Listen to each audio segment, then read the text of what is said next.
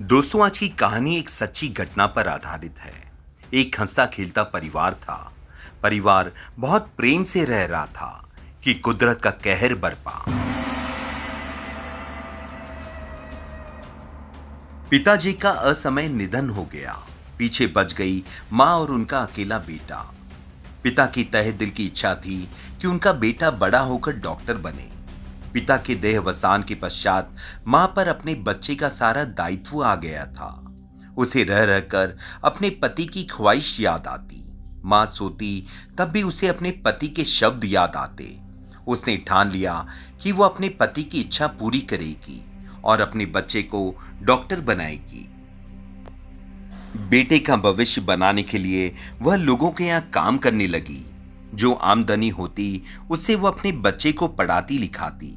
जो थोड़ा बहुत गहना था वो भी उसने बेच दिया। मकान भी बेच दिया। एक झुग्गी झोंपड़ी में रहकर रहने लगी। पर जैसे तैसे उसने अपना संकल्प पूरा किया और अंततः बेटे को डॉक्टर बना ही दिया। समय बीतता गया। बेटे की शादी हो गई। बहू भी डॉक्टर मिली। फिर शुरू हुआ पुरानी और नई पीढ़ी के बीच असंतुलन का सिलसिला।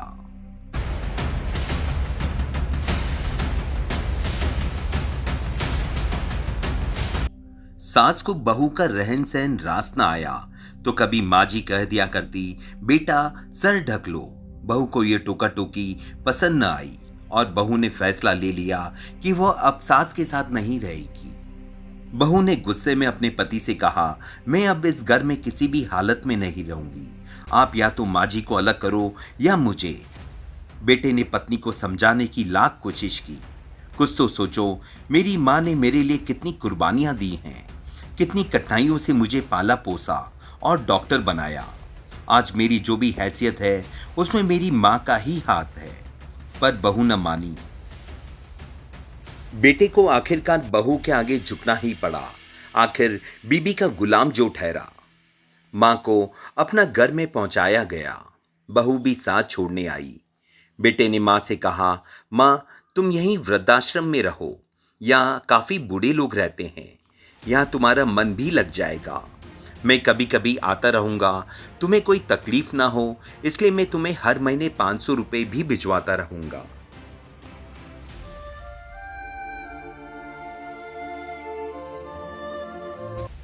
माँ ने अपना घर को देखा। सोचने लगी कि जिस घर में मैं पैदा हुई वह भी मेरा न बन पाया। जिस बेटे को पढ़ा लिखा कर तैयार किया वह भी मेरा बेटा न बन पाया। जिस बहू को इतनी मनोतियां करके लाई वह भी अपनी बहू नहीं बन पाई। अब तो यहाँ जो अंतिम शरण मिली है यही मेरा अपना घर हो जाए। माँ ने वृद्धाश्रम को देखा, फिर बेटे को एक नजर देखा और कहा, ठीक है बेटा, जिसमें तुम लोगों को सुख मिले वैसा ही करो।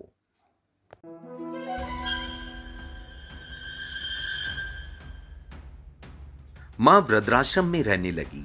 हर महीने 500 रुपए आते रहे।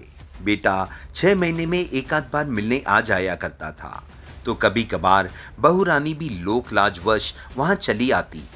इस तरह कोई 2.5 वर्ष बीत गए। एक दिन वृद्धाश्रम के संचालक का बेटे के पास फोन आया। डॉक्टर साहब, आपकी मां की हालत बेहद नाजुक है। आप तत्काल यहां पहुंचे। आपकी मां जाने से पहले आपसे मिलना चाहती है। बेटे ने तपाक से कहा, मेरे पास अभी कुछ मरीज हैं, बस इन्हें मैं निपटा कर आता हूं। उसी मां की बेटी अमेरिका में भी रहती थी। उसको भी सूचना दी गई। वह अगले दिन ही पहुंच गई। अगले दिन बेटा अपनी पत्नी और दोनों बच्चों को साथ लेकर वृद्धाश्रम पहुंचा। उसने देखा तो पूरा माहौल गमगीन था। सामने बहन को खड़े पाया तो और चौंक गया। उसने पूछा, मां कहां है? सबके चेहरे लटके हुए थे। चेहरा बयां कर रहा था कि मां अब इस दुनिया में नहीं रही।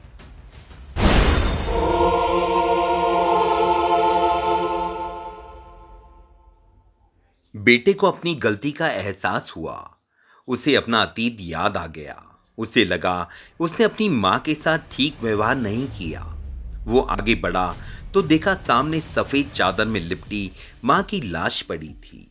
बहन ने टोका, भैया तुम्हारे हाथ इस काबिल नहीं कि तुम दिवंगत मां के पांव को भी छुओ। जो व्यक्ति जीते जी अपनी मां के काम ना आ सका, वो मरने के बाद उन्हें हाथ लगाने के भी काबिल नहीं रहता।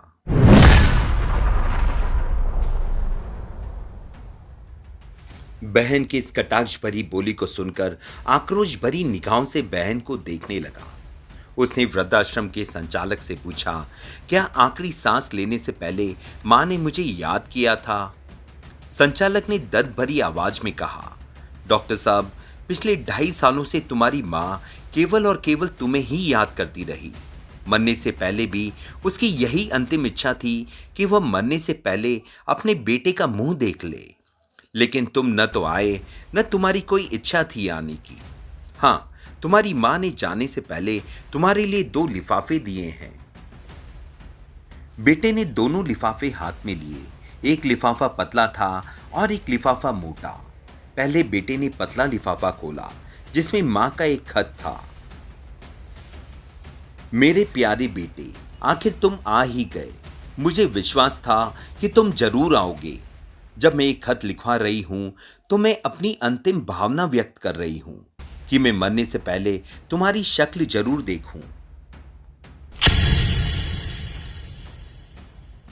बेटा, तुम कितने अच्छे बेटे थे। तुमने हर महीने मुझे 500 रुपए भिजवाए। तुमने मेरी देखभाल करवाई। मुझे इस घर में कोई तकलीफ नहीं हुई। जितना सुख मुझे ससुराल या पीहर में नहीं मिला, उससे कई ज्यादा सुख और शांति मुझे अपना घर में मिली। बेटा, मुझे यहाँ एक भी पैसा खर्च करने की जरूरत नहीं पड़ी। मैं जो साड़ियां अपने साथ लाई थी, उसी में ही मेरे 2.5 वर्ष निकल गए। खाना पीना मुझे यहाँ मुफ्त मिलता था, तो एक पैसा भी काम न आया। बेटा, तुमने हर महीने 500 रुपए भेजे, जो 2.5 वर्ष में करीब 15,000 हो गए। मैं मरने से पहले ये 15,000 इस लिफाफे में डलवा कर जा रही हूं। बेटा, जैसे मैं बूढ़ी हुई, ऐसे ही एक दिन तुम भी बूढ़े हो जाओगे। तुम तो बहुत अच्छे हो, बहुत प्यारे हो। जो तुमने हर महीने 500 रुपए मुझे भेज दिए। लेकिन बेटा, जमाना बदल रहा है। एक दिन तुम भी बूढ़े हो जाओगे। हो सकता है तुम्हें भी ऐसे ही अपना घर में रहना पड़े। मुझे नहीं पता उस समय तुम्हारा बेटा तुम्हें 500 रुपए भेज पाएगा या नहीं। उस समय ये पैसे तुम्हें काम आएंगे। ये 15,000 रुपए तुम्हारे उस समय के लिए छोड़ के जा रही हूं। मां का पत्र पढ़कर बेटा दुखी हो गया। उसकी आंखों से आंसू छलक गए। वह नीचे बैठ गया और बोलने लगा, मां, तुम सचमुच मां हो, त्याग का यज्ञ हो। मां, इस त्याग के यज्ञ को पूरा करना तुम्हारी ही ताकत के बलबूते पर है। हम पुत्रों के बल पर यह त्याग का यज्ञ पूरा नहीं किया जा सकेगा। शायद दुनिया का बड़े से बड़ा करोड़पति भी रोजाना दान नहीं देता होगा, पर मां रोजाना दान देती है। माता पिता दिन भर में बेटे की 4 रोटियां खाते होंगे, पर वे दिन भर में तुम्हारे बच्चों को सहेज कर, संभाल कर संस्कार देते हैं। माँ बाप तो घर के मुफ्त के चौकीदार हैं। बूढ़े माँ बाप तो उस बूढ़े पेड़ की तरह होते हैं जो फल भले ही न दे पाए, पर उनके पास आकर बैठने वालों को उनकी शीतल छाया जरूर देते हैं।